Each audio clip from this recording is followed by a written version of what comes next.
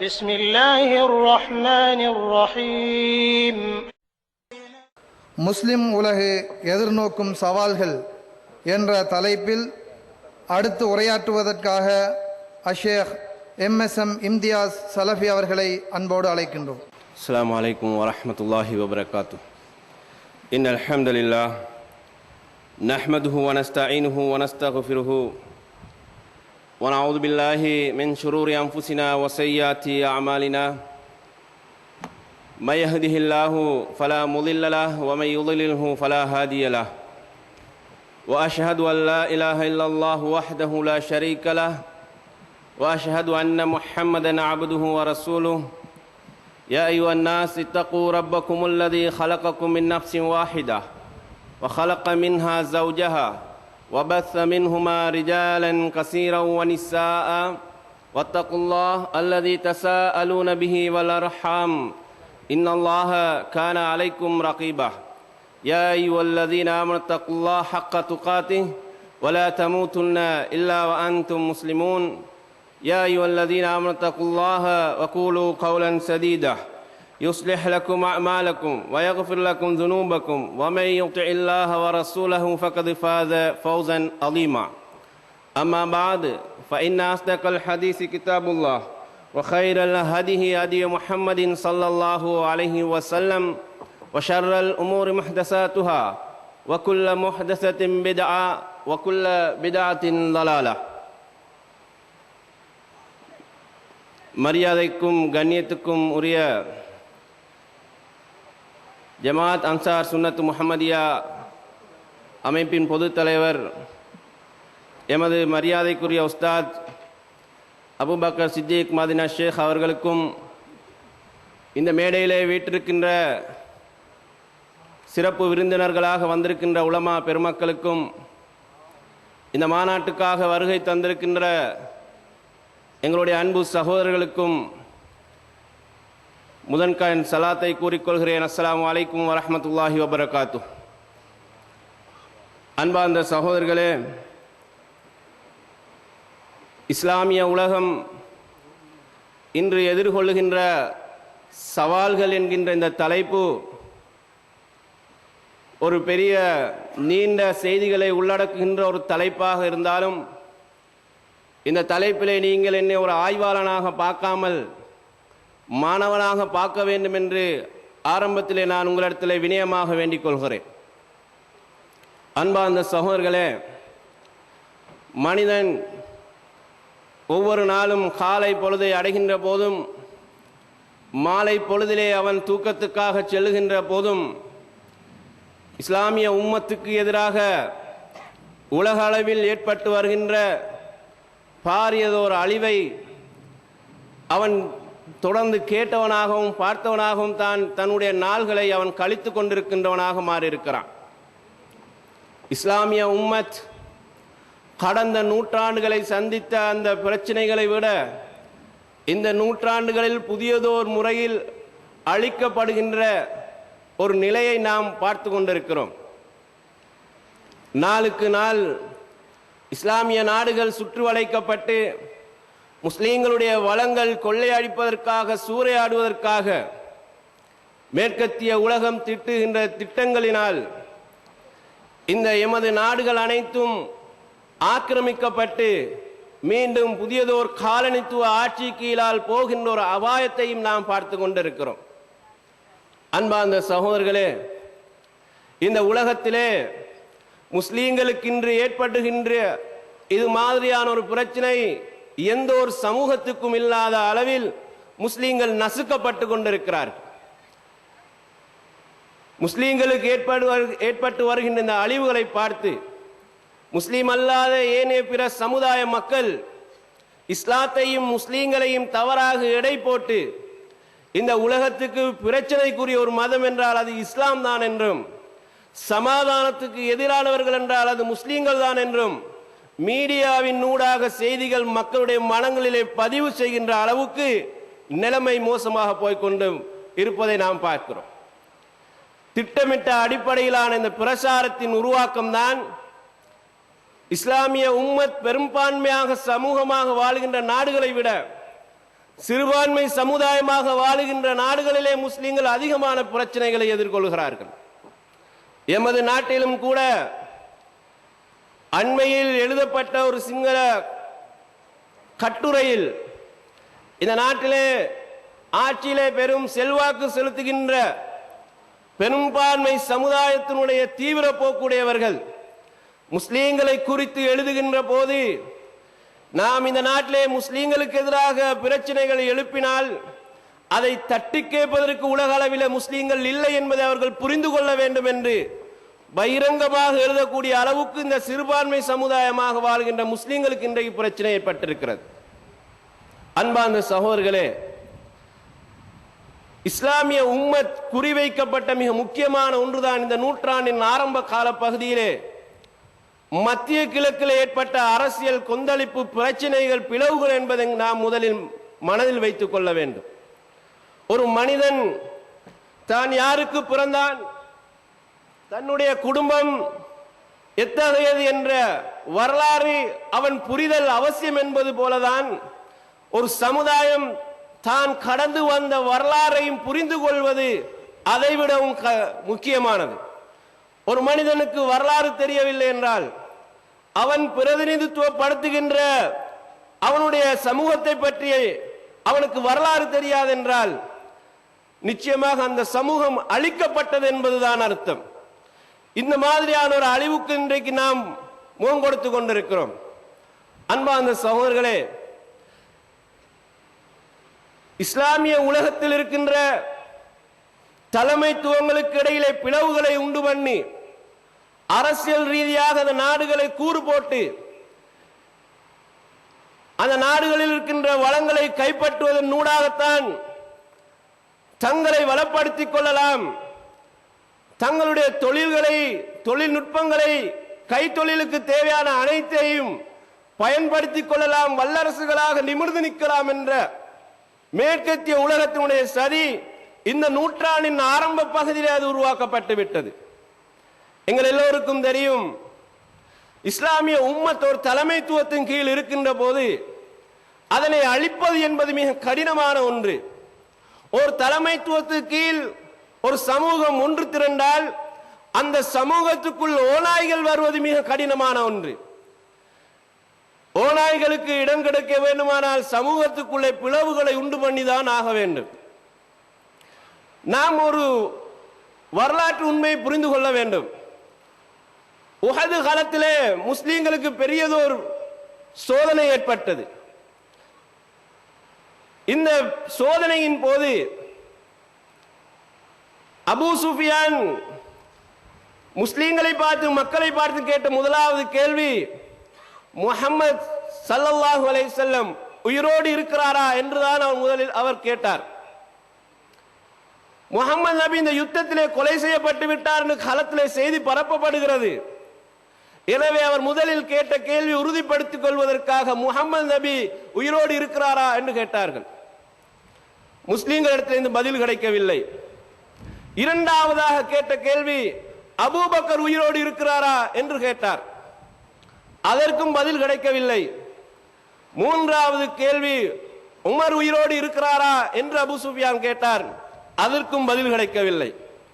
அன்பார்ந்த சகோதரர்களே, இந்த மூன்று கேள்வியும் மிக பிரதானமானதாக இந்த உம்மத் சிந்திக்க வேண்டும்.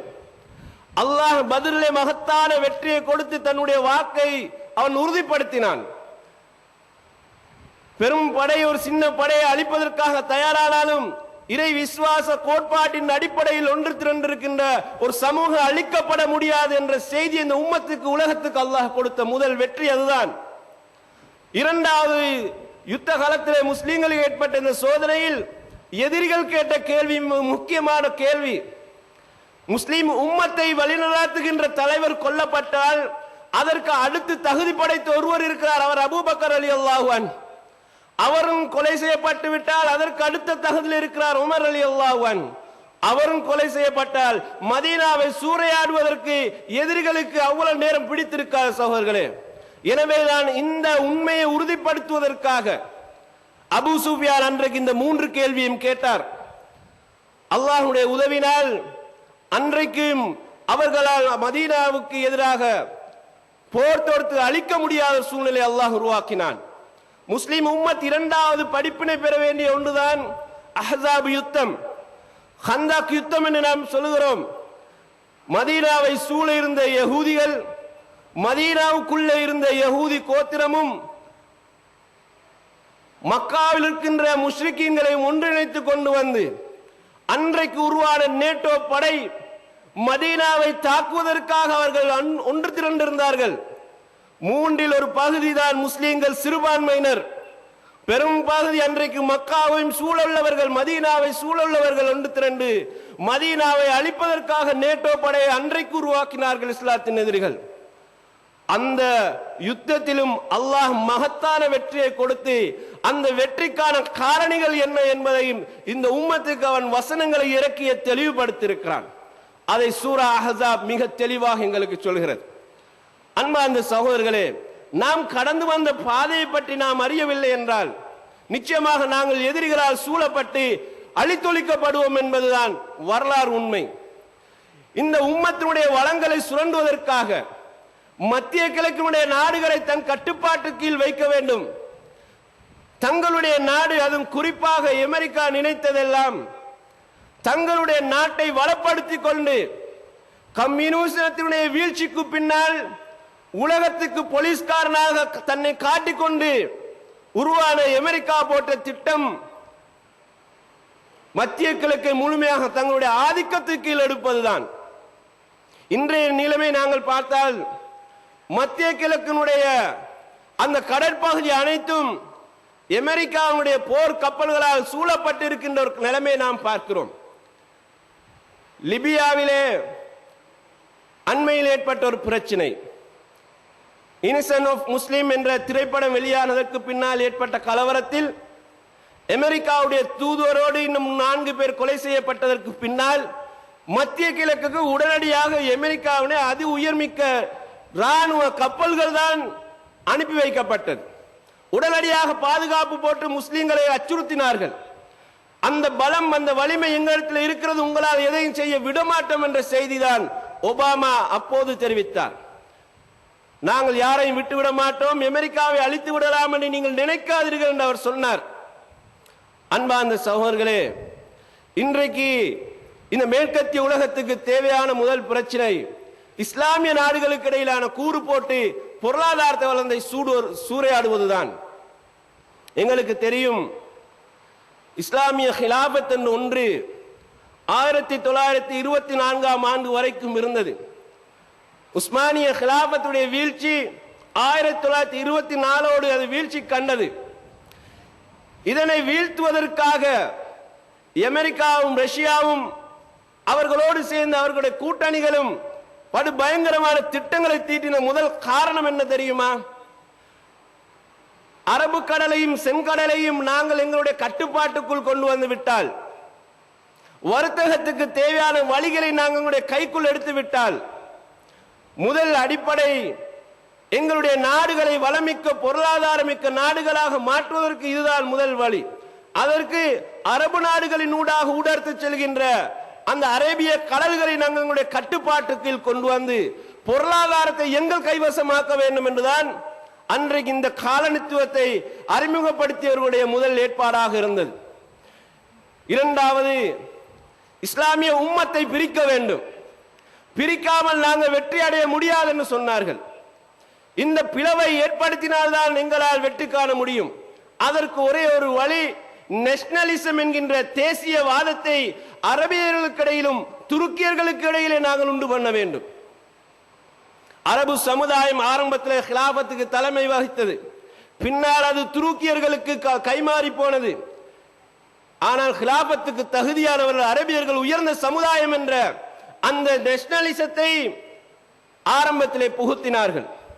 இந்த நேஷனலிசம் தான் இறுதியில் அவர்களுக்கு கை கொடுத்தது. சகோதரர்களே, அரபியர்கள் எங்களை ஆள்வதா அல்லது துருக்கியர்கள் எங்களை ஆளுவதா என்ற அந்த பிரச்சனை ஒரு ஹிலாபத்துக்கு உட்பட்டிருக்கின்ற பகுதிகளுக்குள்ளே விதைக்கப்பட்டதற்கு பின்னால், உருவாக்கப்பட்டதற்கு பின்னால் தான் தனியான தனித்துவமான நாடு வேணும் என்ற பிரச்சனை உருவானது. 1798ஆம் ஆண்டுகள் நெப்போலியன் எகிப்தை கைப்பற்றிய நேரம் கூட எகிப்திய தேசியவாதம் என்ற ஒரு அமைப்பு உருவாக்கப்பட்டு எகிப்தியர்களால் ஆளப்பட வேண்டும் என்ற சிந்தனை விதைக்கப்பட்டது. இதனுடைய விளைவுதான் 1924ஆம் ஆண்டு உஸ்மானிய பேரரசினுடைய வீழ்ச்சிக்கு காரணமாக அமைந்தது. சகோதரர்களே, அன்று அந்த நாடுகள் துண்டாடப்பட்ட நிலைக்கு மாறியது. தனித்தனி நாடுகளாக உருவாக்கப்பட்டதற்கு பின்னால் இந்த நாடுகளை சூறையாடுவது இஸ்லாத்தினுடைய எதிரிகளுக்கு இலகுவானது. அன்பார்ந்த சகோதரர்களே, 1854ஆம் ஆண்டு ரஷ்யா துருக்கியோடு ஒரு யுத்தம் நடத்தியது. இவர்களுடைய காலனித்துவத்துக்கு துருக்கியை ஆட்படுத்திக் கொள்வதற்காக நடைபெற்ற அந்த யுத்தத்திலே துருக்கி தோல்வி அடைந்தது. பொருளாதார ரீதியில் நலிவுற்றிருந்த துருக்கி இந்த யுத்தத்துக்கு பின்னால் மேலும் நலிவுற்றது. அவருடைய பொருளாதாரம் அப்படியே சரிந்து போனது. சரிப்படுத்துவதற்காக கடன் பெற வேண்டிய நிலைக்கு துருக்கி அரசாங்கம் ஆளானது. எனவே லண்டன் வங்கியில் இருந்து துருக்கி கடன் பெற ஆரம்பித்தது. அந்த கடன் வட்டியை அடிப்படையாக கொண்டுதான் எடுக்கப்பட்டது. துருக்கியுடைய இந்த பொருளாதார பலகீனத்தை பயன்படுத்திக் கொண்டு பிரிட்டன் தன்னுடைய ஆதிக்கத்தை துருக்கியின் உள்ளே செலுத்த ஆரம்பித்தது.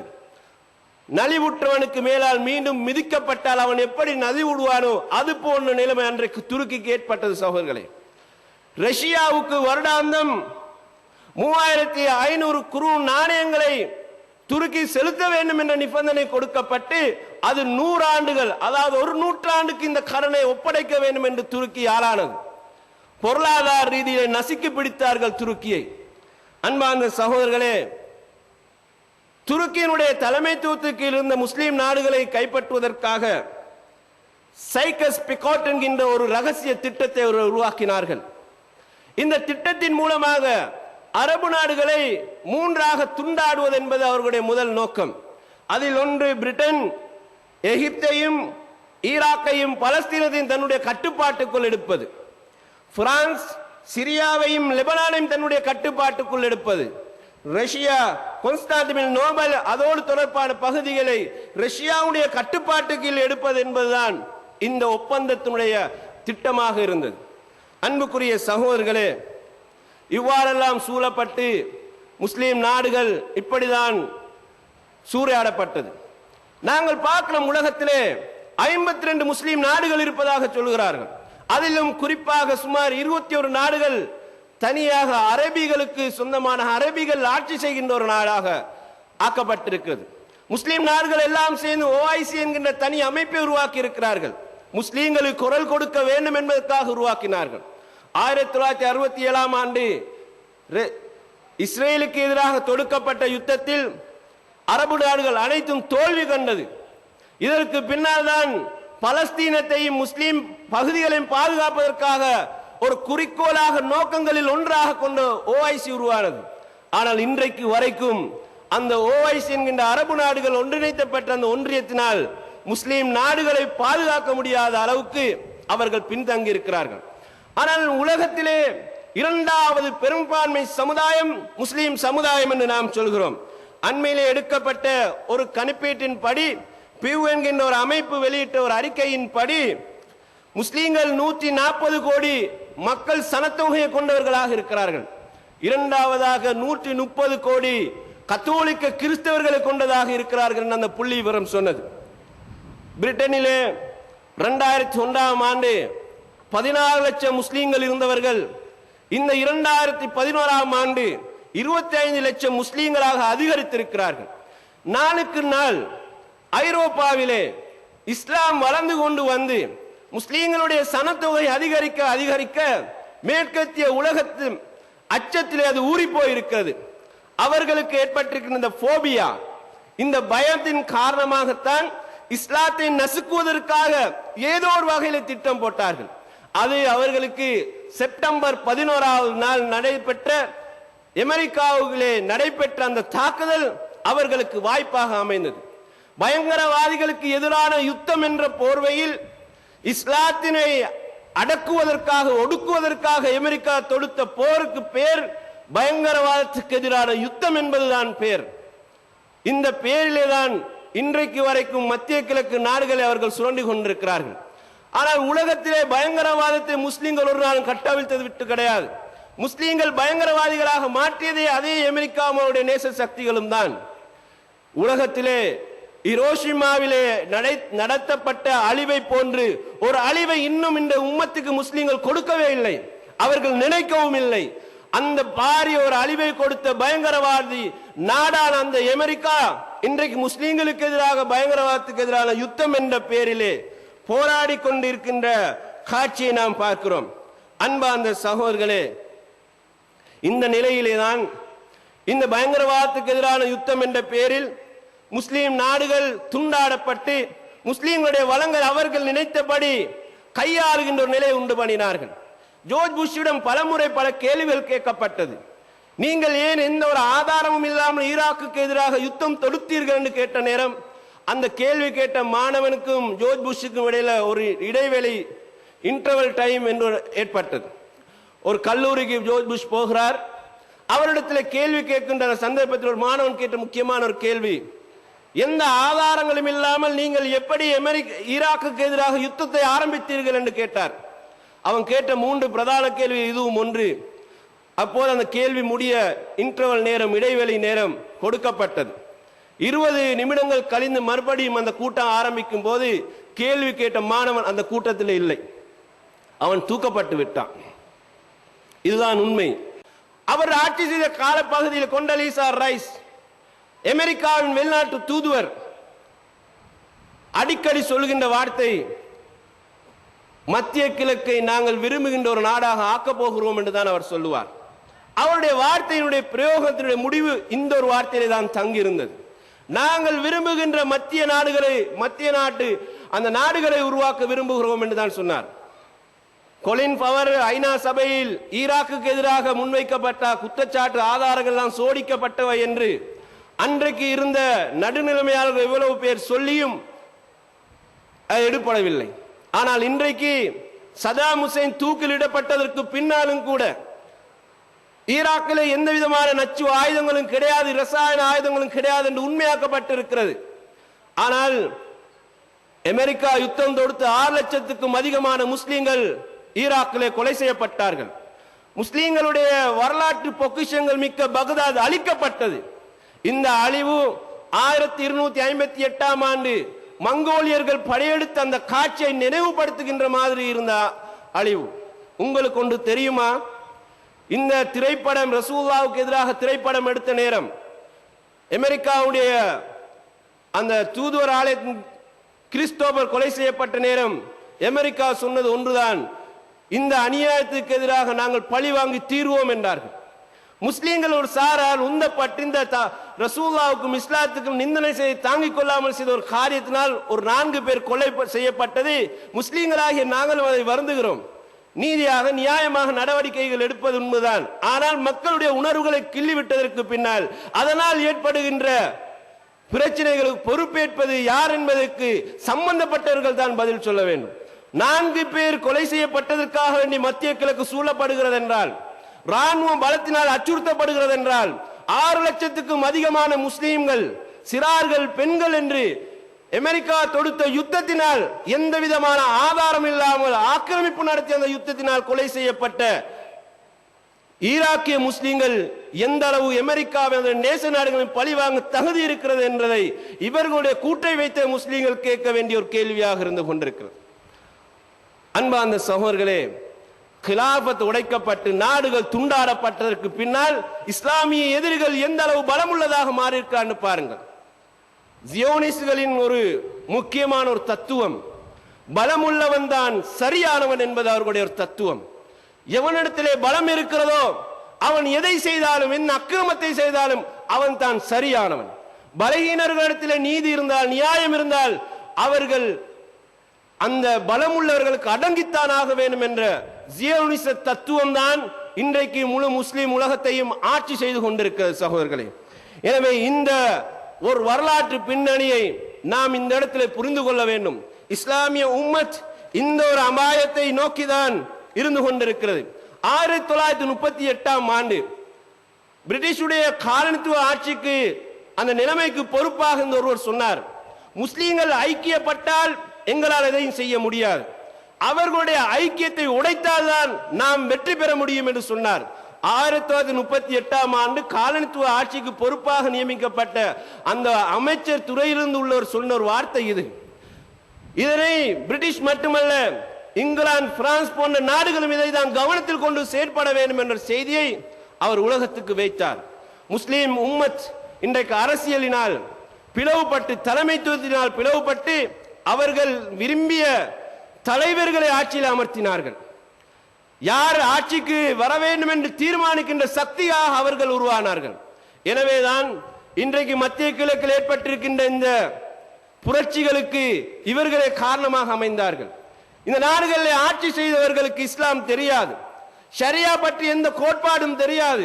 ஆனால் 20 வருடம், 35 வருடம், 40 வருடம் என்று ஆட்சி செய்த தலைவர்கள் அந்த உம்மத்துக்கு எதை செய்தார்கள், அந்த நாட்டுக்கு என்ன செய்தார்கள் என்று கேட்டால், நாட்டினுடைய வளங்களை அவர்கள் சூறையாடி பரம்பரைக்கு சொத்து சேர்த்தார்கள். இரண்டாவது, தங்களை அந்த ஆட்சியிலே நியமித்து ஆதரிக்கின்ற இந்த மேற்கத்திய சக்திகளுக்கு அவர்கள் கூஜா தூக்கின்றவர்களாக மாறினார்கள். சமூகம் பொறுத்து பொறுத்து பார்த்து இயலாத வகையிலே தான் அநியாயத்தை தட்டி கழிப்பதற்காக, தட்டி கேட்பதற்காக பாதையில் இறங்கி போராடினார்கள். இந்த மத்திய கிழக்குடைய புரட்சி ஜியோனிச சிந்தனைக்கு இன்றைக்கு மிகப்பெரிய சவாலாக இருக்கிறது. அதை முடக்குவதற்காக அவர்கள் இப்போது திட்டம் தீட்டிக் கொண்டிருக்கிறார்கள் சகோதரர்களே.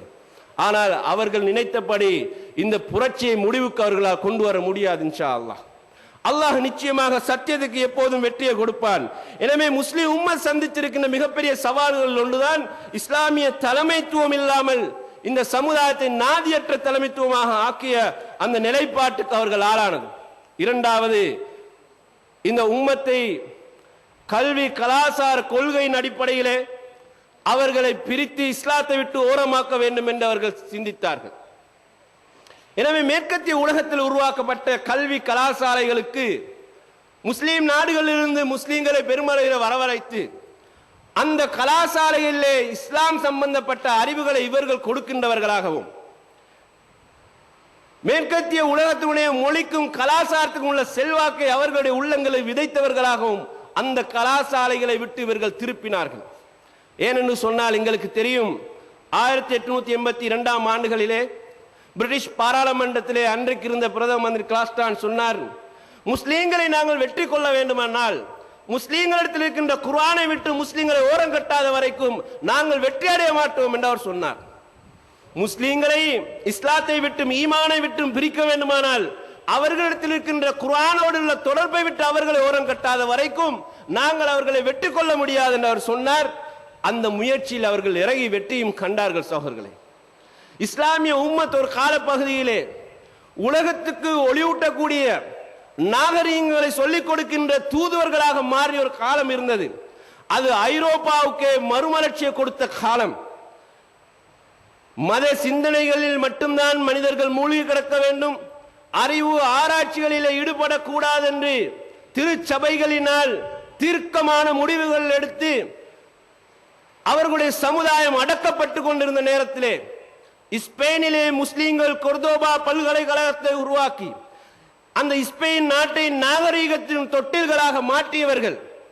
இந்த உம்மத்துக்கு, உலகத்துக்கு கல்வி ஞானத்தை கொடுத்தவர்கள் முஸ்லீம்கள். அன்றைக்கு ஐரோப்பா இருளிலே இருந்தது என்றுதான் வரலாறு சொல்கிறது. சகோதரர்களே, இன்றைக்கு நாங்கள் பேசக்கூடிய அனைத்து விதமான அறிவியல் முன்னேற்றத்துக்கும் அடிப்படையாக வித்திட்டவர்கள் முஸ்லீம்கள். எல்லா அறிவு துறைகளிலும் அன்றைக்கு முஸ்லீம்கள் முன்னேறினார்கள். விஞ்ஞான துறையிலிருந்து, மருத்துவ துறையிலிருந்து, வானவியல் இருந்து, புவியியலில் இருந்து எல்லா துறையிலும் முஸ்லீம்கள் பேர் பட்டு விளங்கினார்கள். அந்த காலப்பகுதியிலே தான் ஐரோப்பாவிலே இந்த திருச்சபைகளால் தடுக்கப்பட்டவர்கள் முஸ்லீம்கள் போன்று வேடம் பூண்டவர்களாக ஸ்பெயினை நோக்கி வந்து கல்வி கற்றுவிட்டு போனார்கள். சகோதரர்களே, இந்த வரலாறு நாம் சரியாக புரிந்து கொள்ள வேண்டும். எந்த அளவுக்கு என்று சொன்னால், ஐரோப்பாவின் மறுமலர்ச்சியின் தந்தை என்று அழைக்கப்படுகின்ற ரோஜர் பெக்கன் என்று சொல்லக்கூடியவர், ஐரோப்பா சமூகம் அவரை மறுமலர்ச்சியின் தந்தை என்று வர்ணிக்கிறார்கள். ஆனால் அவருடைய பின்னணியை வரலாறு சொல்லும் போது ஸ்பெயினிலே கல்வி கற்றுக் கொடுத்த இஸ்லாமிய அறிஞர்களின் மாணவர்கள் ஒருவராக அவர் படித்திருக்கிறார். சகோதரர்களே, இந்த வியன்னாவிலும் ஸ்பெயினிலும் ஒக்ஸ்போர்ட் பல்கலைக்கழகத்திலும் விரிவுரையாற்றுகின்ற அத்தனை விரிவுரையாளர்களும் இந்த ஸ்பெயினுடைய கல்வி தாகத்தினால் அவர்கள் வெளிவந்தவர்கள் என்ற அந்த வரலாற்றுக்கு பெருமையோடு சொந்தம் கொண்டாடக்கூடியவர்கள் முஸ்லிம் சமூகம்.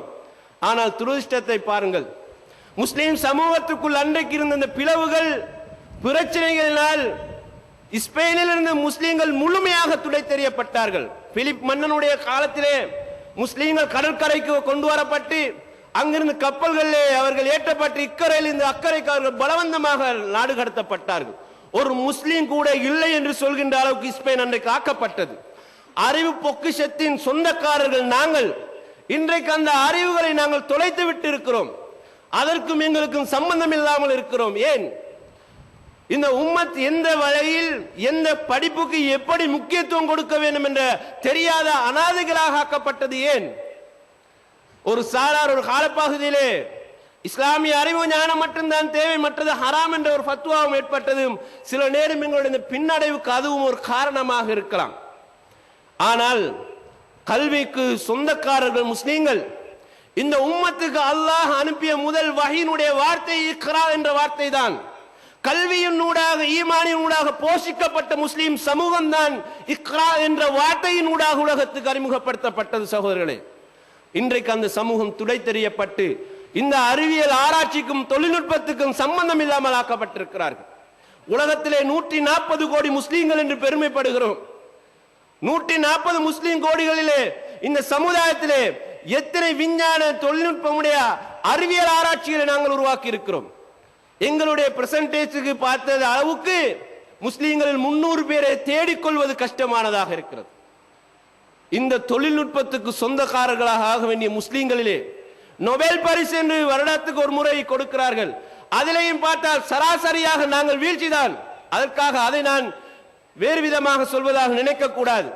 ஆனால் அறிவியல் ஆராய்ச்சி துறையில் அவர்களை தான் நம்பி நிற்கிறார்கள்.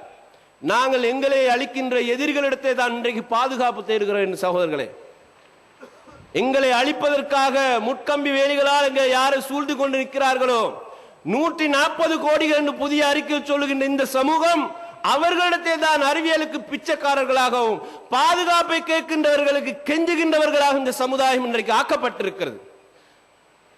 நாங்கள் இழந்த இந்த பொக்கிஷங்களால தான் நாங்கள் இன்றைக்கு அழிவுக்கு ஆளாக்கப்பட்டிருக்கிறோம். அன்பார்ந்த சகோதரர்களே, ஒரு முறை ஒரு கிறிஸ்தவ அறிஞர் சொன்னார், முஸ்லீம்களை நாங்கள் வெற்றி கொள்ள வேண்டுமானால் ஐரோப்பா கல்வியின் ஊடாகத்தான் அவர்கள் சூழ வேண்டும் என்று சொன்னார். ஆங்கில மொழியை கவர்ச்சி உள்ளதாக மேற்கத்திய கலாச்சாரம் தான் பொருத்தமானதாக நாங்கள் ஆக்காத வரைக்கும் மிஷனரிகளுடைய பணியில் அவர்கள் தோல்வி அடைந்திருக்கிறார்கள் என்று சொன்னார்கள். எனவே மொழியின் ஊடாக ஆங்கில மொழியின் ஊடாக முஸ்லிம்கள் சுற்றி வளைக்கப்பட்டு அந்த மொழி அவர்களுக்குரிய அரபு மொழியை விட அரபு மொழி தான் கலாச்சார பின்னணிக்கான அடிப்படையான காரணம் என்ற அழகுபடுத்தப்பட்ட நிலையில் ஒரு சமூகத்தை அவர்கள் உருவாக்கினார்கள். எங்களுக்கு தெரியும், பிரிட்டிஷார் இலங்கை, இந்தியா போன்ற இந்த நாடுகளை கைப்பற்றியதற்கு பின்னால் அவர்களுடைய கல்வி கொள்கையை வகுத்த மெக்குலர் என்பவர் சொன்னார், நாங்கள் இன்றைக்கு கல்வி கலாசாலைகளை உருவாக்கி இருக்கிறோம். இந்த கல்வி கலாசாலை படிக்க வருகின்ற இந்த இந்தியர்கள் படித்து விட்டு போகின்ற போது அவர்களுக்கு இந்திய இரத்தம் இருக்கும். ஆனால் அவர்கள் பல பகுதிகளுக்கும் போய் எங்களுடைய கலாச்சாரங்களை மொழியை பிரதிபலிக்கின்றவர்களாக எங்களுடைய விருப்பங்களை மக்களுக்கு சொல்லுகின்றவர்களாக அவர்கள் மாறுவார்கள் என்ற அந்த சித்தாந்தத்தின் அடிப்படையில் தான் மேற்கத்திய கல்வி முறை ஆசியாவுக்கு உருவாக்கப்பட்டது. அதுதான் இன்றைக்கும் நாங்கள் பார்க்கிறோம். அரபு நாட்டு தலைவர்களோ அரபு நாட்டு சமூகமோ இன்றைக்கு மேற்கத்திய உலகத்து கல்விக்காக புறப்படுவது தப்பு கிடையாது. ஆனால் அந்த கல்வியை பெற்று திரும்புகின்றவர்களிடத்திலே இஸ்லாமிய வாடை இருக்கிறதா என்பதுதான் ஒரு கேள்வியாக இருந்து கொண்டிருக்கிறது. அந்த மக்களிடத்தில் இஸ்லாத்தை எதிர்க்கின்றவர்களாக முற்போக்குடைய சிந்தனைவாதிகள் என்று பேசப்படுகின்றவர்களாக மாறுகிறார்கள். அவர்களுக்கு ஹிஜாப் அணிவது ஒரு பிற்போக்குத்தனம், தாடி வைப்பது ஒரு பிற்போக்குத்தனமாக தெரிகிறது. அவர்களுக்கு தெரிந்ததெல்லாம் ஃபுல் ஷேவாக இருந்து அந்த சமுதாயம் அணிகின்ற பெண்களுடைய ஆடைகளை அணிந்தவர்களாக அவர்களை போன்று காட்சி அளிப்பதுதான் நாகரிகத்தின் உச்ச வரம்பில் நிற்பதாக அவர்கள் நினைக்கிறார்கள். இதுதான் இன்றைக்கு நாங்கள் மத்திய கிழக்கிலையும் பார்க்கிறோம், மத்திய கிழக்கு அல்லாத நாடுகளிலும் அந்த நாடுகளில் படித்து விட்டு வருகின்ற மக்களிடத்திலையும் பார்க்கிறோம். அன்பார்ந்த சகோதரர்களே, இந்த கிறிஸ்தவ அறிஞர் சொன்ன இன்னொரு கருத்து தான், ஐரோப்பா கலாச்சார செல்வாக்கினால் நாங்கள் முஸ்லிம்களை வெற்றி கொண்டோம் என்று சொன்னால் அப்போது முஸ்லிம்களுடைய ஈமான் நலிவடையும், அவர்கள் பலவீனமற்று போவார்கள், அவர்களை சூழ நின்று பிடிப்பது எங்களுக்கு இலகுவாகிவிடும் என்று அவர்கள் சொன்ன கருத்திலே அவர்கள் வெற்றி பெறுவதற்கான வாய்ப்பை தேடிக் கொண்டிருந்தார்கள். அன்பான சகோதரர்களே, எகிப்து இன்றைக்கு மிகப்பெரிய ஒரு புரட்சியின் முன்னுதாரணமாக ஒரு நாடாக மாறிக்கொண்டு வருகிறது. இப்போதுதான் எகிப்திலே ஒரு முஸ்லிம் பெண் செய்தி வாசிப்பதற்காக முழுமையான ஒரு ஹிஜாப் அணிந்த நிலையில் தோற்றம் பெற்ற காட்சியை முழு உலகம் பார்த்து வியக்கிறது. முஸ்லிம் பெண்களால் இது முடியுமா, இப்படியும் செய்தி வாசிக்கலாமா என்று கேட்கிறார்கள். இதுதான் எகிப்திலே முதலில் துவங்கப்பட்ட ஒரு நிலைமை. ஆனால் எகிப்தினுடைய வரலாறை நாம் பார்க்கும்போது 1919ஆம் ஆண்டு இந்த காலனித்துவ சிந்தனைவாதிகள் உருவாக்கின இந்த கலாச்சார செல்வாக்கு எப்படிப்பட்டது என்று சொன்னால், தாஹா உசைன் என்று சொல்லக்கூடியவர் இந்த மேற்கத்திய கலாச்சார கொள்கையின் கருத்துக்களால் கவரப்பட்டு மூளை செலவு செய்யப்பட்டவர். அவரும் அவருடைய மனைவியும் ஒரு மேடையிலே எழுந்து நின்று நிற்கிறார்கள். பெண்கள் சூழ நிற்கிறார்கள். அப்போது ஃபர்தாவை ஹிஜாபை கலட்டி அவர்கள் கீழே போட்டார்கள். அங்கு குழுமியிருந்த பெண்களும் தங்களுடைய ஹிஜாபுகளை கலட்டி கீழே போட்டு கால்களால் மிதித்தார்கள். பிற்போக்குத்தனமான சிந்தனையின் செயல்பாடாக அன்றைக்கு ஹிஜாபை அவர்கள் வர்ணித்தார்கள், செயல்படுத்தினார்கள். ஆனால் அதே எகிப்து இன்றைக்கு திரும்பி நிற்கிறது. எந்த பெண்களை அசிங்கப்படுத்துகின்றார்களாக முன்னோர்கள் மாறினார்களோ அந்த பெண் சமுதாயத்தில் வந்த பெண்கள் ஹிஜாப் தான் ஒரு பெண்ணுக்கு மிக சிறந்த கவச ஆடையாக இருக்கிறது என்ற அடிப்படையில் அந்த ஹிஜாப் முறையாக எப்படி பேணப்பட வேண்டும் என்ற முற்போக்கு சிந்தனை இதுதான் என்ற செய்தியை கொடுக்கின்றவர்களாக இன்றைக்கு மாற்றியிருக்கிறார்கள். சகோதரர்களே, ஒரு கட்டத்திலே 1926ஆம் ஆண்டு துருக்கி அரசாங்கம் ஐரோப்பா கடற்கரையிலே ஒரு விழாவை ஏற்பாடு செய்தது. முழுமையாக துருக்கியினுடைய அரசாங்கத்துடைய பணத்தினால் அது ஏற்பாடு செய்யப்பட்டது. அதிலே துருக்கியிலிருந்து 25 மாடல் அழகிகள் அங்கு போனார்கள். போக முடியாத பெண்கள் அங்கு கடிதம் எழுதினார்கள். இப்படி சொன்னார்கள், இப்போதுதான் நாங்கள் சுதந்திரமாக இருக்கிறோம். பெண்கள் எழுதின செய்தி, இப்போதுதான் நாங்கள் சுதந்திரமாக இருக்கிறோம். உங்களது ஆங்கில பெண்களைப் போலவே நாமும் வாழ்கிறோம். நவீன ஐரோப்பா அமெரிக்கா மாடல்களில் ஆடை அணிகிறோம், நடனமாடி புகைத்துக் கொண்டிருக்கிறோம். எமது கணவர்மார் இல்லாமே தனியாக நாம் விரும்பியவாறு பயணம் செய்கிறோம் என்று சொன்னார்கள். அன்றைக்கு மேற்கத்திய கலாச்சாரத்தின் ஊடாக ஏற்பட்ட அவர்களுடைய சீரழிவை எப்படி சிறப்பித்து எழுதினார்கள் அன்றைக்கு இந்த பெண்கள் என்பதை நீங்கள் சிந்தித்து பாருங்கள். அது மட்டுமல்லாமல் பலதார மனத்தை அவர்கள் தடுக்க வேண்டும் என்ற நிலைக்கு உருவானார்கள். இஸ்லாம் சொன்ன ஷரியாவுடைய முக்கியமான அம்சத்தின் தலாக்கை பற்றி தவறாக விமர்சித்தார்கள். தலாக்கை பொதுவே வையுங்கள் என்று சொன்னார்கள். அது பொதுவாகத்தான் இஸ்லாம் வைத்திருக்கிறது, ஆனால் தப்பான கருத்து சொன்னார்கள். இவர்களுடைய முற்போக்கு சிந்தனைவாதிகளாக உருவாக்கினவர்கள் தான் தஸ்லீமா நஸ்ரீன். கருவறை சுதந்திரம் கேட்டு போராடிய பெண். கருவறை சுதந்திரத்தை கேட்டு இதுவரைக்கும் யாரும் முஸ்லீம்களை போராடியது கிடையாது. முஸ்லீம் அல்லாஹ் செய்ததாக நமக்கு தெரியாது. ஆனால் இஸ்லாமிய பேரை சூட்டிக் கொண்டிருந்த அந்த பெண் கேட்ட சுதந்திர போராட்டம் கருவறை சுதந்திரம் வேண்டும். அதாவது நாங்கள் விரும்பிய ஆண்களோடு சேரலாம், போகலாம், வரலாம், பழகலாம், தூங்கலாம். அந்த சுதந்திரம் பெண்களுக்கு வேண்டும் என்ற போராட்டத்தை தான் இந்த மேற்கத்திய உலகம் உருவாக்கின மூளை செலவை செய்யப்பட்ட பெண்களாக தஸ்லீமா நஸ்ரீன் போன்றவர்களை உருவாக்கினார்கள். அன்பார்ந்த சகோதரர்களே, கலாச்சார மோகம் ஒரு மனிதனை நிச்சயமாக அவன் சார்ந்திருக்கின்ற மதத்தை விட்டு அவன் பின்பற்றுகின்ற கொள்கை விட்டு அவன் அப்புறப்படுத்திவிடும். இந்த நாட்டில் இன்றைக்கு எங்களுக்கு ஏற்பட்டிருக்கிற மிகப்பெரிய ஒரு பிரச்சனை, முஸ்லீம் வாலிப பெண்கள் கல்வியை தொடர்வதற்காக அவர்கள் பயணிக்கின்ற பாடசாலைகள், அவர்கள் பயணிக்கின்ற டியூஷன்ஸ் கிளாஸ்கள், அங்கு போய் கலவன் என்ற அந்த முறையில் படிக்கின்ற பாடசாலை அந்த டியூஷன் கிளாஸ்களிலே அவர்களோடு சேர்ந்து படிக்கின்ற பிற மொழி சமுதாயத்தின் சகோதரருடைய கலாச்சார செல்வாக்குக்கு மாறுகிறார்கள். ஒரு மொழி அதனுடைய இலக்கிய நயத்தினால் ஒரு மனிதனை மாற்றுவது மிக இலகுவானது. இது சாதாரணமாக ஓயல் படித்த மாணவனுக்கும் தெரியும். ஒரு மொழிக்கு இருக்கக்கூடிய அந்த இலக்கிய நயம் ஒருவனை அவனுடைய சிந்தனையிலிருந்து கலாச்சாரத்தின் மாற்றிவிட முடியும். அதுதான் மொழிக்கு அத்தனை சக்தி இருக்கிறது. ஆனால் இஸ்லாம் குர்ஆனின் ஊடாக வைத்த இலக்கிய நயம், இலக்கியம் சம்பந்தப்பட்ட செய்திகள் ஒரு மனிதனை மனிதனாக வாழ வைக்கின்ற சிந்தனையை கொடுக்கிறது. இன்றைக்கு முஸ்லீம் பெண்கள் எங்களுடைய இந்த நாட்டில் ஏற்பட்டு வருகின்ற மிக அபாயகரமான ஒரு செய்திதான், நாங்கள் கல்வியிலே முன்னேற்றத்தை பற்றி சிந்திக்கிற அதே நேரம் அந்த முன்னேற்றத்துக்கு இஸ்லாத்தினுடைய அடிப்படைகள் தடையாக இருந்தாலும் தகர்த்து விட்டு போவோம் என்ற மாதிரியான சூழலை எங்களுடைய பெற்றோர்களிடத்தில் சிந்தனை வருவதை பார்க்கிறோம். நாங்கள் நிர்பந்திக்கப்படுகிறோம் என்று சொல்லப்படுகிறோம் சகோதரர்களே. அவர்களுடைய கலாச்சார விழுமியங்களை பேணியதற்கு பின்னால் தான், மார்க்க அனுஷ்டானங்களை செய்ததற்கு பின்னால் தான் கல்வியை தொடர முடியும். ஆண் பெண் கலவை என்ற அந்த ஈர்ப்பின் மூலமாக ஹிஜாபை துறந்துவிட்டு, மார்க்கத்தை துறந்துவிட்டு, ஈமானை இழந்துவிட்டு ஓடி போகின்ற ஆண் பெண் நிலைமை மோசமாகிக் கொண்டிருக்கும் முஸ்லிம் சமுதாயத்தில். கல்விக்கு கொடுக்க வேண்டிய முக்கியத்துவத்தை பற்றி முறையாக புரிந்து கொள்ளாததனால் இந்த கலாச்சார மோகம் இந்த நாட்டிலே திட்டமிட்ட அடிப்படையில் உருவாக்கப்பட்டு வருகிறது.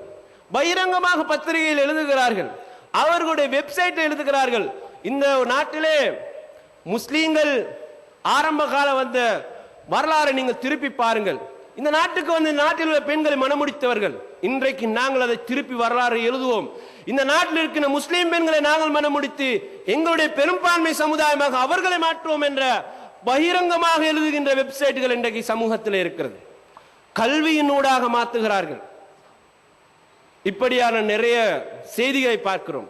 இளம் வாலிப பெண்கள் காதல் என்ற அந்த சிந்தனையிலே மூழ்கி படிப்பையும் தொலைத்து விட்டு அவர்களை பெற்று வளர்த்து ஆளாக்கி உருவாக்கிய பெற்றோர்களையும் அந்த நிமிடம் காதல் மோகத்தினால் ஆட்பட்டு அவர்களை முதறி தள்ளிவிட்டு போகின்ற நிலைமைக்கு இந்த கல்வியினுடைய ஈர்ப்பு அவர்களை மாற்றிக் கொண்டு வருகிறது. எனவே அன்பார்ந்த சகோதரர்களே, இதனையும் நாம் கவனத்தில் எடுக்க வேண்டும்.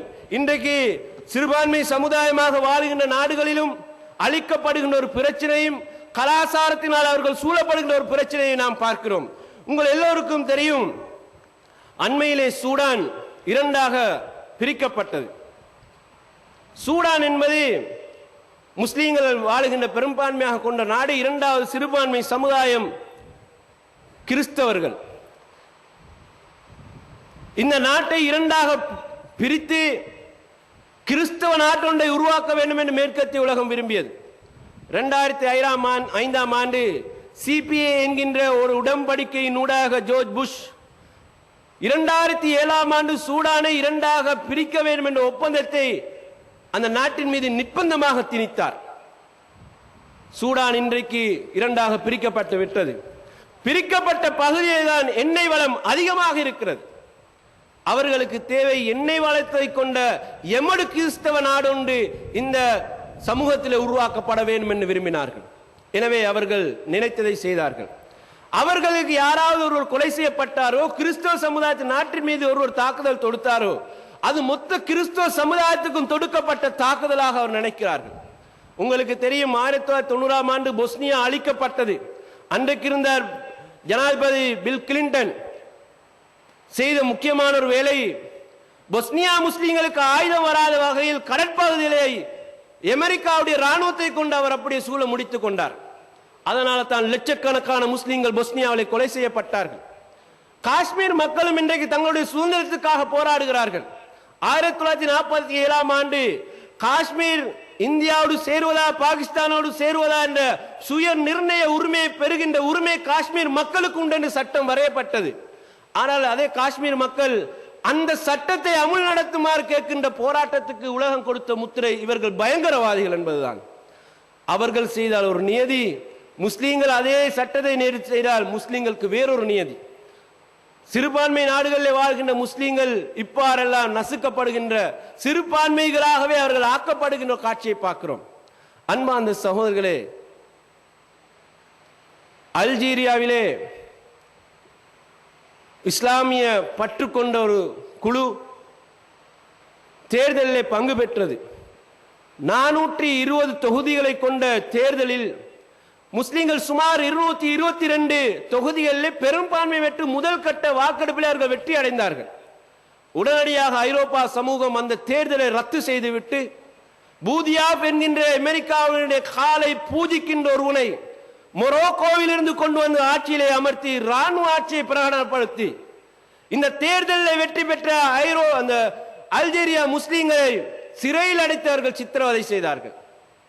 முஸ்லிம்கள் நியாயமாக ஜனநாயகம் என்று சொல்லுகின்ற அந்த போராட்டத்தில் கலந்து கொண்டு அவர்கள் உரிமை கேட்டாலும் அவர்களுக்கு உரிமை கொடுக்க மாட்டோம் என்பதுதான் இந்த மேற்கத்திய உலகத்தினுடைய சதி. ஹமாஸ் இந்த உலகம் சொல்லுகின்ற வகையில் நாங்கள் நீதியான அடிப்படையில் ஜனநாயகத்துக்கு வருகிறோம் என்று தேர்தலில் அவர்கள் குந்தினார்கள். தேர்தலில் அவர்கள் குதித்து அதில் வெற்றி பெற்றும் கூட அவர்கள் கேட்கின்ற உரிமையை மேற்கத்திய உலகம் கொடுக்காமல் தடுக்கிறது. இஸ்ரேல் புரிந்திருக்கின்ற இந்த மாதிரியான அட்டகாசங்கள் வரலாறுல அது ஹிட்லரையும் மீறி போயிருக்கிறது. ஹிட்லர் ஒரு முறைதான் யகூதிகளை கொண்டான். ஆனால் பலஸ்தீனத்திலே இஸ்ரேல் நாளுக்கு நாள் கொள்ளுகின்ற போது அது யகூதிகள் கொல்லப்பட்ட ஹிட்லருடைய எண்ணிக்கை விட அதிகமாகிக் கொண்டு போகிறது. அதனை தட்டி கேட்டு நியாயம் கொடுப்பதற்கு யாருமே இல்லாத ஒரு நிலை பார்க்கிறோம். 1975ஆம் ஆண்டு ஜியோனிசம் இனவாதம் தான் என்ற ஐநாவில் சமர்ப்பிக்கப்பட்ட அந்த பிரேரணையை மேற்கத்திய உலகம் தங்களுடைய செல்வாக்கை பயன்படுத்தி ஜியோனிசம் இனவாதம் அல்ல என்ற அடிப்படையில் அந்த பிரேரணை அவர்கள் தோற்கடித்தார்கள். முஸ்லீம்கள் தங்களுடைய நியாயத்துக்காக போராடினாலும் அல்லது ஒரு சாரார் தங்களுடைய நியாயத்தை பெறுவதற்காக ஏதோ ஒரு வகையில் அவர்கள் போராட்டம் நடத்தினார்கள். இரண்டையும் நசுகின்ற அடக்குகின்ற ஒரு நிலையை தான் மேற்கத்திய உலகம் இன்றைக்கு செய்து கொண்டிருக்கிறது. சகோதரர்களே, முஸ்லீம் உலகத்தினுடைய வளங்களை நீங்கள் பாருங்கள். இது மாதிரியான வளங்கள் உலகத்தில் யாருக்குமே இல்லை. அல்லாஹ் இப்ராஹிம் நபியுடைய துஆவின் மூலமாக இந்த உம்மத்துக்கு கொடுத்த வளம் அது. ஆனால் இந்த வளத்தை வைத்து முஸ்லீம் சமூகம் செய்தது என்ன? ரஷ்யாவில் இருந்து 14 குடியரசுகள் பிரிந்த காலப்பகுதி உங்களுக்கு தெரியும். 1990ஆம் ஆண்டுகளிலே கம்யூனிசம் வீழ்ச்சி அடைந்த அந்த சந்தர்ப்பத்திலே ரஷ்யாவில் இருந்து 14 குடியரசுகள் பிரிந்து தனித்தனி நாடுகளாக பிரகடனப்படுத்தின. அதில் உஸ்பெகிஸ்தான், தஜிகிஸ்தான், கிர்கிஸ்தான் போன்ற நாடுகள் முஸ்லீம்கள் பெரும்பான்மையாக வாழ்கின்ற பொஸ்னியா முஸ்லீம்கள் பெரும்பான்மையாக வாழ்கின்றவர்கள். அவர்களிடத்தில் நல்ல வளங்கள் உண்டு. விவசாயத்துக்கு ஏற்ப கால்நடைகள் வளர்ப்புக்கு ஏற்ற வளங்கள் உண்டு. ஆனால் அந்த வளங்களை பயன்படுத்தியவர்களால் முன்னேற்ற முடியாத அளவுக்கு காணப்படுகிறது. அரிசி என்றும் கோதுமை என்றும் பசலை என்றும் வளங்களை அதிகமாக வைத்திருக்கின்ற நாடுகள் முஸ்லிம் நாடுகள். கால சூழல் நிலைமைக்கு ஏற்ப விவசாயத்திலே அனைத்தையும் இந்த உம்மத்துக்கு கொடுக்கலாம் என்ற வளங்கள் கொண்ட நாடு. அதிலும் குறிப்பாக இந்த உலகத்திலே 175% பெட்ரோலிய வளங்களை கொண்ட நாடு முஸ்லிம் நாடுகளில் தான் இருக்கிறது. இந்த உலகமே இயங்க வேண்டுமானால் முஸ்லிம்கள் பட்டனை தட்டினால் தான் இயங்க முடியும் என்கின்ற அளவுக்கு செல்வாக்குள்ளதாக அல்லாஹ் மாற்றி கொடுத்திருக்கிறான். ஆனால் அவர்கள் நினைத்த நேரம் அதை ஒன் பண்ணவும் முடியாது, ஆஃப் பண்ணவும் முடியாது. அவ்வளவும் எதிரிகளால் சூழப்பட்ட நிலைக்கு முஸ்லிம்கள் ஆளாக்கப்பட்டிருக்கிறார். ஒரு பக்கம் முஸ்லிம்கள் இவ்வாறு சூழப்பட்டிருந்தாலும் இந்த வளங்களை வைத்து இவர்கள் கையாண்ட வழிகள் என்ன? வளங்களால் முஸ்லிம் உம்மத்தை எந்த அவர்கள் ஆளாக்கினார்கள்? எத்தனை அறிஞர் பெருமக்களை அறிவியல் துறையிலே உருவாக்கினார்கள். தங்களுக்கென்று பாதுகாப்பு அமைக்கின்ற அரண்களாக கூட இவர்கள் மாறினார்களா? அந்த வளங்களையும் தொலைத்து விட்டு எதையும் செய்ய முடியாத அளவுக்கு மேற்கத்திய சதிகளுக்கு இந்த நாடுகள் ஆளாக்கப்பட்டிருப்பதை பார்க்கிறோம். ஐரோப்பாவிலே பொதுவான ஒரு கரன்சி நோட் இருக்கிற சகோதரர்களே, அது ஐரோப்பாவுடைய பொருளாதார வளர்ச்சி கண்டுபிடிக்கப்பட்ட ஒன்று, பொதுவான ஒரு கரன்சி முறை. ஆனால் மத்திய கிழக்கிலே முஸ்லிம் நாடுகள் இருக்கின்ற சுமார் 21 அரபு நாடுகள் இருக்கின்ற அந்த நாடுகளால் பொதுவான ஒரு கரன்சியை மத்திய கிழக்குக்கு அறிமுகப்படுத்த முடியாத அளவுக்கு இவர்கள் பின்தங்கி போயிருக்கிறார்கள். பொருளாதார வளர்ச்சிக்கு என்ன செய்யலாம் என்று G8 நாடுகளை உருவாக்கினார்கள். அரபு நாடுகள் இருக்கின்ற பெட்ரோலிய வளங்கள் உள்ள நாடுகள் சேர்ந்து கூட அப்படி ஒன்று உருவாக்க முடியாத நிலைக்கு தள்ளப்பட்டிருக்கிறார்கள். இஸ்லாமிய பேங்க் சிஸ்டம் முறை ஒன்றை பற்றி பலரும் பேசுகிறார்கள். அதை உருவாக்கக்கூடிய செல்வாக்கு அரபு நாடுகளில் இருக்கிறது. ஆனால் அந்த முறையை கூட கொண்டு வர முடியாத அளவுக்கு இந்த சமுதாயம் தள்ளப்பட்டு போனது ஏன் என்பதுதான் நீங்கள் இந்த இடத்திலே சிந்திக்க கடமைப்பட்டிருக்கிற சகோதரர்களே. அன்புக்குரிய சகோதரர்களே, உலகத்தை இன்றைய ஆட்சி செய்கின்ற மிகப்பெரிய சக்தி மீடியா. மீடியா தான் ஆயுத பலத்துக்கு அடுத்ததாக உலகத்தை ஆட்சி செய்கின்ற பலம். இந்த மீடியா, இஸ்லாம் சொன்னது போல மீடியா துறையில் வேறு எந்த சமுதாயமும் மீடியா துறையை பற்றி பேசியது கிடையாது. உலகத்துக்கு மீடியாவுடைய அவசியத்தை அல்லாஹ் சுலைமான் அலைஹிஸ்ஸலாத்தின் வரலாறு மூலமாக சூரா நம்லிலே மிக தெளிவாக சொல்லி காட்டுகிறான். மீடியாவுக்கு வரைவிலக்கணம் கொடுக்கிறது குர்ஆன். மீடியாவுடைய அவசியத்தை பற்றி குர்ஆன் பேசுகிறது. அந்த மீடியாவுடைய சக்தி பலம் இந்த சமுதாயத்துக்கு எந்த அவசியம் என்பதை பற்றி குர்ஆன் சொல்லி தருகிறது. ஆனால் முஸ்லிம்களால் அந்த மீடியாவை பயன்படுத்தவோ உருவாக்கவோ முடியாது. அல் ஜசீரா என்ற மீடியாவை தவிர வேற எந்த மீடியாவால் முஸ்லிம்களுக்கு உலக அளவில் இருக்கின்ற ஒரு மீடியாவை நீங்கள் சிந்தித்து பாருங்கள். CNN என்னும், BBC என்னும், ஃபாக்ஸ் என்னும், APS என்னும் நிறைய ஊடகங்களை இன்றைக்கு இஸ்லாத்தினுடைய தங்களுடைய கைகளில் வைத்துக் கொண்டு முஸ்லிம்களை ஊடகத்தின் ஊடாக அச்சுறுத்தி கொண்டிருக்கிறார்கள். ஊடகத்தின் ஊடாக போர் புரிகிறார்கள். ஆனால் முஸ்லிம் உம்மத்தில் அது இல்லை. முஸ்லிம்கள் சிறுபான்மையாக வாழ்கின்ற இந்த நாட்டை நீங்க எடுத்து பாருங்கள். இந்த நாட்டிலே நாம் நாளுக்கு நாள் பிரச்சனைகள் எதிர்கொள்கின்ற போது, ஒரு காலத்தில் LTT-னால் முஸ்லிம்கள் துவம்சம் செய்யப்பட்ட போது, இப்போது பேரினவாத சக்திகளினால் முஸ்லிம்களுடைய இருப்பை பற்றி சந்தேகங்கள் உருவாக்கப்பட்டிருக்கின்ற இந்த நேரத்திலும் கூட அந்த பெரும்பான்மை சமுதாயம் எதை செய்தியாக சொல்கிறதோ அதை தான் இந்த உம்மத்து நம்ப வேண்டும் என்ற அளவுக்கு அவர்கள் நம்பிக்கை ஏற்படுத்தி தருகிறார்கள். அவர்கள் எந்த செய்தியை தருகிறார்களோ அதை தான் நாங்கள் வாசிக்க வேண்டும். அவர்கள் எந்த நிகழ்வுகளை கோடிட்டு காட்டுகிறார்களோ அதை தான் அதோடு தான் நாங்கள் நின்று கொள்ள வேண்டும். சிறுபான்மை சமுதாயம் என்று சொல்கிறார்கள். ஒரு மீடியாவை வளர்க்க முடியாத அளவுக்கு இவர்கள் ஏன் சிறுமைப்பட்டு போனார்கள்? சகோதரர்களே, தம்புள்ள பள்ளி பிரச்சனையாக இருந்தாலும், இன்ன பிற பல பிரச்சனைகளாக இருந்தாலும், ஒரு இன கலவரங்கள் ஏற்பட்ட பிரச்சனையாக இருந்தாலும் உண்மை செய்தி என்ன என்று முஸ்லிம்களால் அறிந்து கொள்ள முடிந்ததா? இன கலவரத்தினால் பல்வேறுபட்ட சூழ்நிலை நாங்கள் அளிக்கப்பட்ட போது பெரும்பான்மை சமுதாயம் எந்த நியூஸை தருகிறோம் அதுதான் உலகத்துக்கு உண்மையாக்கப்பட்டு போனது. நாங்கள் அதிலேயும் கூட தோல்வி அடைந்து இருக்கிறோம். ஒரு கவலையான செய்திதான், ரமதானுடைய மாதம் வந்தால் சதகா ஜகாத் என்று நிறைய மக்கள் அள்ளி கொடுக்கிறார்கள். சதகா கொடுக்க வேண்டிய கடமைப்பட்டவர் கண்டிப்பாக கொடுக்க வேண்டும். சதகாக்கள் கோடிக்கணக்கிலே அள்ளி கொட்டுகிறார்கள். முஸ்லீம்கள் அன்றைக்கு உணவுண்டு அவர்கள் ரமலானை கழிக்க வேண்டும் என்ற கோடிக்கணக்கில் கொடுக்கின்ற நல்ல உள்ளம் படைத்தவர்கள் இருக்கிறார்கள். நாங்கள் வினயமாக கேட்டுக்கொள்வது என்னவென்றால், முஸ்லிம் உம்மத்துக்கு நீங்கள் வருடா வருடம் சாப்பாடு கொடுக்கிறீர்கள், சதகா கொடுக்கிறீர்கள். அந்த சதகாக்களை ரமலானில் நாங்கள் ஒன்று சேர்த்தால் பல கோடி ரூபாவை நாங்கள் சேர்க்கலாம்.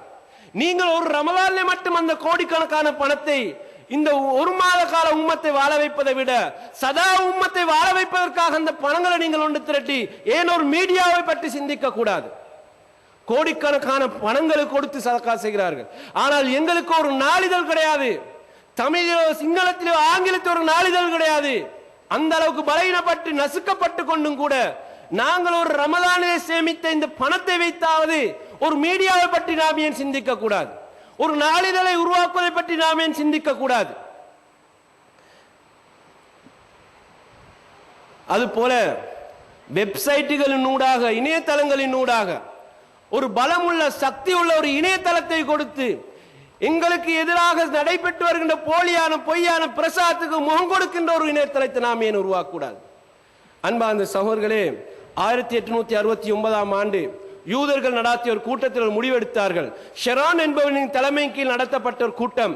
அவர்கள் சொன்னார்கள், உலகத்தை நாங்கள் ஆட்சி செய்ய வேண்டுமானால் 2 பெரும் சக்திகள் எங்களுடைய கைக்குள்ளால் கொண்டு வர வேண்டும்.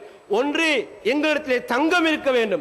அன்றைக்கு இருந்த பொருளாதாரத்திலே தங்கம் முதலிடம் பெற்றதனால் அந்த பணத்தை, தங்கத்தை பொருளாதாரத்தின் கைக்குள் எடுக்க வேண்டும் என்று சொன்னார்கள். இரண்டாவதாக சொன்னார்கள், பத்திரிகை எங்களுடைய கைக்குள் எடுக்க வேண்டும் என்று சொன்னார்கள். அன்றைக்கு இருந்த மீடியா பத்திரிகை மீடியா தான், பிரிண்டட் மீடியா. இந்த இரண்டையும் அவர்கள் அன்றைக்கு திட்டம் தீட்டினார்கள். சகோதரர்களே, நூற்றாண்டு கடந்து அவர்கள் அடைந்த நிகழ்ச்சி என்ன தெரியுமா? ஐரோப்பாவுடைய முன்னணி பத்திரிகைகளில் சுமார் 25க்கு மேற்பட்ட பத்திரிகைகள், அந்த நாட்டினுடைய நாளிதழ்கள் என்று சொல்லக்கூடிய பத்திரிகைகள் இன்றைக்கு இந்த யகூதி சமுதாயத்துக்கு தான் சொந்தமானதாக இருக்கிறது. அவர்களுடைய இந்த CNN, BBC தான் சகோதரர்களை உலகத்துக்கு செய்தி சொல்கிறது. அவர்கள் அன்றைக்கு 2 சக்திகளை பற்றி சிந்தித்தார்கள். இந்த 2 சக்திகளையும் அவர்களை இன்றைக்கு வாழ வைத்திருக்கிறது. ஒரு சிறுபான்மை சமுதாயமாக இருக்கின்ற அந்த சமுதாயம் ஆட்சிக்கு யாரை தீர்மானிப்பது என்ற அமெரிக்காவுடைய பெரும்பான்மை சமுதாயத்தின் தலைவர்களை அவர்கள் தீர்மானிக்கிறார்கள் மீடியாவின் ஊடாக. இந்த ஜோர்ஜ் புஷ்ஷுடைய அப்பன் ஜோர்ஜ் புஷ் இருந்த நேரம், 2வது சந்தர்ப்பத்திலே அவர் தேர்தலில் கேட்டால் நிச்சயமாக வெற்றி பெறுவார் என்று எதிர்பார்த்த நேரம், யகூதிகள் திட்டத்துக்கு அவர் இணங்காத ஒரு கட்டத்திலே அவரை வீழ்த்தி பில் கிளின்டனை ஆட்சியில கொண்டு வந்து வைத்தார்கள். இந்த ஊடக பலத்தினால் யகூதிகள் செய்த போராட்டம் சகோதரர்களே. ஆனால் இன்றைக்கு எங்களிடத்தில் இல்லை சகோதரர்களே. நியூ ஓர்லியன்ஸ் என்கின்ற ஒரு நகரத்தில் இருந்து ஒரு பத்திரிகை வெளியானது, டைம்ஸ் பிகாம் என்று. இந்த பத்திரிகையை ஒரு யகூதி வாழ்கிறான், ஒரு யூதன் வாழ்கிறான். அவருடைய பேர் லாரி இஸ்ராயில். அவன் வாங்கும் போது அந்த வாங்கிய நிகழ்ச்சியில் சொன்ன வார்த்தை என்ன தெரியுமா? நான் இந்த பத்திரிகையை மட்டும் வாங்கவில்லை, இந்த நகரத்தையே நான் இன்றைக்கு விலைக்கு வாங்கி இருக்கிறேன் என்று சொன்னார். ஒரு பத்திரிகையினால் ஒரு சமுதாயத்தை நான் விலைக்கு வாங்கி இருக்கிறேன். அந்த சமூகத்திற்கு நான் என்ன சொல்ல வேண்டுமோ அதை அவர்கள் நம்புகின்றவர்களாக நான் மாற்றுவேன். என் கருத்தை அவர்கள் கருத்தாக மாற்றுவேன், என் சிந்தனை அவர்கள் சிந்தனையாக மாற்றுவேன், நான் சொல்வதை தான் அவர்கள் பேச வேண்டியவர்களாக மாற்றுவேன் என்பதுதான் அந்த கருத்தினுடைய அர்த்தமாக இருக்கிற சகோதரர்களே. இன்றைக்கு இந்த இன்னசென்ஸ் ஆஃப் முஸ்லிம் திரைப்படம் வந்த நேரம் மீடியா முழுவதும் முஸ்லிம்கள் சகிப்புத்தன்மையற்றவர்கள், பொறுமை இல்லாதவர்கள், அவர்கள் ஏதோ ஆக்ரோஷமாக சிந்திக்கிறார்கள் என்று திரைப்படத்துக்கு எதிர்ப்பு தெரிவித்து முஸ்லிம்கள் வீதியில் இறங்கி போராட்டம் செய்த நேரம் மீடியா உலக மக்களை எப்படி திசை திருப்பியது பாருங்கள். எப்படி திசை திருப்பியது? எங்களுடைய உயிரிற்கும் மேலான ரசூலுல்லாஹை பற்றி மிக மிக கீழ்த்தரமாக யகூதிகள் தயாரித்த படத்தில் இருந்து அந்த யகூதிகளை பாதுகாப்பதற்காக மீடியா கொடுத்த செய்தி, இவர்கள் சகிப்புத்தன்மையற்றவர்கள் கண்டார்கள். சென்ற வாரம் பிரான்சுக்கு பயணித்த ராஜ குடும்பத்தை சார்ந்த வில்லியம்ஸ் அடுத்த முடிவுக்குரிய மன்னராக அவர் சொல்லப்படுகிறார். அவர் மனைவியோடு பிரான்சிலே தன்னுடைய மனைவியோடு பொழுதை கழித்த நேரம் மீடியாக்காரர்கள் திருட்டுத்தனமாக போட்டோக்களை பிடித்து பத்திரிகைகளை பிரசுரித்தார்கள். அதை அரைக்குறை நிர்வாணத்தோடு அந்த பெண் இருக்கிறார் என்பது பத்திரிகைகள் பிரசுரித்தார். அது அவர்களுடைய கலாச்சாரம், அதை விட்டு சம்பாதிப்பார்கள். ஆனால் ராஜ குடும்பம் தொடுத்த வழக்கு என்ன தெரியுமா? பிரான்சிலே இது எங்களுடைய தனிப்பட்ட சொந்த விவகாரத்தில் இவர்கள் தலையிடுவது பெரிய ஒரு நிந்தனை, அவமானம் என்று சொல்லி பிரான்சிலே வழக்கு தொடுத்து எந்த பத்திரிகைகள் அந்த போட்டோக்களை பிரசுரித்ததோ அந்த பத்திரிகை நிறுவனத்தை முடக்க செய்தார்கள் சகோதரர்களே. ஆனால் அவர்கள் அதை சகிப்புத்தன்மையாகவோ மத சுதந்திரமாகவோ தனி மனிதனுடைய சுதந்திரமாக அவர்கள் சொல்லவில்லை, அவர்களுக்கு ஏற்பட்ட அவமானமாக சொன்னார்கள். அரைக்குறை நிர்வாணம் என்பது உங்கள் கலாச்சாரம், ஆனால் எங்களுடைய கலாச்சாரத்தை நீங்கள் முழுமையாக நிர்வாணமாக்கும் போது எங்களுடைய சமுதாயம் அதற்காக போராடுவது எவ்வளவு நியாயம் உள்ளது? எங்கள் நியாயத்தையும் அநியாயமாக மீடியாக்களை காட்டினார்கள். எனவே அன்பான சகோதரர்களே, ஃபித்னா என்றும் ஒப்செஷன் என்றும் ஜிஹாத் என்றும் கார்ட்டூன் என்றும் முஸ்லிம் உம்மத்தை இந்த மீடியாவின் ஊடாக அவர்கள் சித்தரித்து தப்பான நிலைமைக்கு அவர்கள் ஆளாகி கொண்டிருக்கிறார்கள். சேது சமுத்திர திட்ட விவகாரம் வந்தபோது ராமர் ஒருவர் இருந்தாரா இல்லையா என்பது ஒரு பிரச்சனையானது. அப்போது கருணாநிதி சொன்னார், ராமர் ஒருவர் இருந்தாரா இல்லையா அது பிரச்சனையே பூதாகரமானது என்று சொன்னார். உடனே பாஜக வெளியில இறங்கி பாதையில் இறங்கி போராட்டங்கள் செய்து கருணாநிதியினுடைய தலையை கொண்டு வந்து தருகின்றவர்களுக்கு அதை நாங்கள் தட்டிலே போட்டு எடை பார்த்து அந்த எடைக்கு ஏற்ப தங்கத்தை தருவோம் என்று பாஜக அறிவிப்பு செய்தது.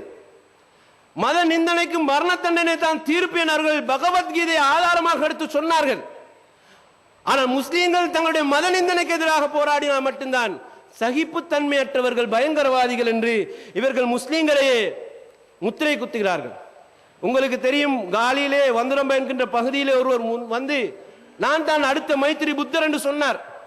பௌத்த சமுதாயம் அப்படியே காலியிலே இறங்கி பஸ் வீதி பஸ் ஸ்டாண்டிலே பெரிய ஒரு ஆர்ப்பாட்டம் செய்தார்கள். அவர்கள் சொன்னார்கள், மைத்திரி புத்தர் இனி வர முடியாது, இவர் இல்லை அதென்றார். இது எங்களுடைய மார்க்கத்துக்கு கொடுக்கின்ற நிந்தனை என்று சொல்லி ஆர்ப்பாட்டம் பண்ணி போலீசாரினால் அது சீல் வைக்கக்கூடிய நிலைக்கு மாற்றினார்கள். அதே நிலைமையை முஸ்லிம்கள் செய்தால் சகிப்புத்தன்மை அற்றவர்கள் என்று இவர்கள் சொல்கிறார்கள் சகோதரர்களே. எனவே மீடியாவுடைய பலத்தினால தான் நாம் இதை எதிர்கொள்ள முடியும். ரசூலுல்லாஹ் சொன்னார்கள், கலிமத்து ஹக்கின் இந்த சுல்தானின் ஜாஹிர், அநியாயக்கார அரசனுக்கு முன்னால் நீங்கள் சத்தியத்தை சொல்வது மிகப்பெரிய ஜிஹாத் என்றார்கள். அந்த ஜிஹாதுடைய ஆயுதம் இன்றைக்கு முஸ்லிம்களுக்கு மீடியா தான். இந்த ஜிஹாதுக்கு இன்றைக்கு முஸ்லிம்கள் தயாராக வேண்டும். மீடியாவின் நூடான போராட்டத்தை ஜிஹாதை முஸ்லிம்கள் தொடுக்காத வரை முஸ்லிம்கள் வெற்றி கொள்ள முடியாத சமூகமாக அவர்கள் அனைத்திலும் பின்தள்ளப்பட்ட ஒரு சமூகமாக மாறுவார்கள். அன்பான சகோதரர்களே, கடைசியாக நான் ஒரு செய்தி இந்த இடத்தில் சொல்வது பொருத்தம் என்று நினைக்கிறேன். உங்களுக்கு தெரியும், 10வது OIC மாநாடு, அதாவது அரபு நாடுகள் ஒன்றிணைந்த ஒரு மாநாட்டிலே இந்த மலேசியாவுடைய பிரதம மந்திரி மஹதீர் முகமது ஒரு முக்கியமான செய்தி முஸ்லிம் உம்மத்துக்கு வைத்து விட்டார் போனார். அதுதான் அவருடைய பதவி காலத்தின் கடைசி நேரம். அவர் சொன்ன செய்திகளின் சாராம்சத்தை சொல்லி நான் இந்த உரையை முடித்துக் கொள்கிறேன். அவர் சொல்கிறார், 52 நாடுகளை கொண்ட நாம் ஆட்சி செய்யக்கூடிய அளவுக்கு தனி நாடுகளை கொண்டிருக்கின்ற நாங்கள் எம்மை பலப்படுத்திக் கொள்வதற்கு பதிலாக இழிவுக்குள்ளானவர்களாக ஆக்கப்பட்டிருக்கிறோம். மிக உயர்ந்த நாகரிக பண்புகளை கொண்ட நாம் அறிவியலிலும் அறிவு சார்ந்த துறையிலும் உலக கலாச்சாரத்தை கற்றுக் கொடுத்த நாம் இன்று எமது உயர்வை காப்பாற்றிக் கொள்ள முடியாமல் தவிக்கிறோம். முஸ்லீம்கள் பிளவுபட்டு, முஸ்லீம் நாடுகள் பிளவுபட்டு காணப்பட்டு முஸ்லீம்களுக்குள் பிரச்சனைகளும் யுத்தங்களும் ஆர்ப்பாட்டங்களும் என்று உருவாக்கப்பட்டிருக்கிறது. எதிரிகள் நம்மை தாக்கி நமது நாட்டில் ஊடுருவி ஆக்கிரமிப்பு செய்கிறார்கள். ஆக்கிரமிக்கப்படாத அரபு நாடுகள் இல்லை என்றானது. சுதந்திர பெற்ற பின்பும் காலனித்துவ சிந்தனையிலிருந்து சில முஸ்லீம் நாடுகள் இன்னமும் விடுபடவில்லை. முஸ்லீம்களுக்கு மத ரீதியான பிளவுகள், முஸ்லீம்களுக்குள் மத ரீதியான பிளவுகளை எங்களுடைய எதிரிகள் தோற்றுவித்தார்கள். பெரும்பான்மை சிறுபான்மைக்கு இடையிலான முஸ்லீம்கள் சிறுபான்மையாக வாழ்கின்ற நாடுகளில் பெரும்பான்மை சமுதாயங்களினால் மோதல்களை உருவாக்கினார்கள். நாம் நம்மை இழிவுபடுத்தும் எதிரிகளிடமிருந்தே ஆயுதங்களை வாங்க வேண்டியவர்களாக இருக்கிறோம். அளப்பெரிய வசதிகளை கொண்ட நாம் எதிரிகளை வீழ்த்துவதற்கான பாதுகாப்பை இன்னும் நாங்கள் பெற்றுக்கொள்ளாதவர்களாக இருக்கிறோம். நாம் எப்படி வாழ வேண்டும், எப்படி சிந்திக்க வேண்டும், எப்படி பண்பாடு கலாச்சாரங்களை பெற வேண்டும் என்பதை எல்லாம் அவர்கள் தான் இன்று எம்மை பற்றி தீர்மானிக்கிறார்கள். 120 கோடி முஸ்லிம்களை கொண்ட சமூகத்துக்கு நடக்கும் அநீதியை தட்டி கேட்க யாரும் இல்லை. அனாதைகளாக்கப்பட்டிருக்கிறோம். ஆனால் சிறுபான்மை யூதர்கள் கொண்ட குவிக்கப்பட்டிருக்கின்ற சிறுபான்மை யூதர்கள் கொன்று குவிக்கப்பட்டிருந்த போது எவரும் பேசுவதற்கு அன்றைக்கு இருக்கவில்லை. ஆனால் இன்று அதே சிறுபான்மையை கொண்ட யூதர்களை பேசக்கூடிய பல நாடுகளை யூதர்கள் உருவாக்கி இருக்கிறார்கள். பாதுகாப்பை அவர்களுக்காக அந்த நாடுகளை இவர்களுக்கு பாதுகாப்பு கொடுத்து பலப்படுத்தி இருக்கிறார்கள். அது மட்டுமில்லாமல் யூதர்களுக்கென்று தனி நாடையும் அவர்கள் உருவாக்கி கொடுத்திருக்கிறார்கள் என்று மஹதீர் முகமது அவர்கள் சொன்ன இந்த கருத்துக்கள் முஸ்லிம் உம்மத் என்றைக்கும் சிந்திக்க கடமைப்பட்டிருக்கிறது. அன்பார்ந்த சகோதரர்களே, நாம் அல்லாஹ்வுடைய தூதர் காட்டிய அந்த ஒற்றுமை பெற்ற தலைமைத்துவத்திற்கு கீழாக நாங்கள் ஒன்றுபட்டு நாங்கள் இழந்து போன அறிவு பொக்கிஷங்களை மீள் இந்த உலகத்துக்கு நாமே பிரதிபலிக்க செய்கின்றவர்களாக மாறி அகீதாவையும் சுன்னாவையும் பின்பற்றுகின்ற இஸ்லாம் சொல்லுகின்ற கலாச்சார பண்பாடுகளை எடுத்து வைக்கின்றவர்களாக மாறி இந்த உம்மத்துக்கு மிகப்பெரிய சவாலாக ஆயுத பலமாக இந்த மீடியாவை நாங்கள் கைப்பற்றி அதனூடாக இந்த உம்மத்தை புனரமைக்கின்ற பணிதான் இன்றைக்கு எங்களுக்கு முன்னால் இருக்கின்ற சவால். எல்லாம் வல்ல அல்லாஹ் தஆலா அதற்குரியவனாக எம்மையும் உங்களையும் ஆக்கியருள்வானாக. அகூலு வ ஆகிரு தவானா அல்ஹம்துலில்லாஹி ரப்பில் ஆலமீன். வஸ்ஸலாமு அலைக்கும் வரஹ்மத்துல்லாஹி வபரகாத்துஹு.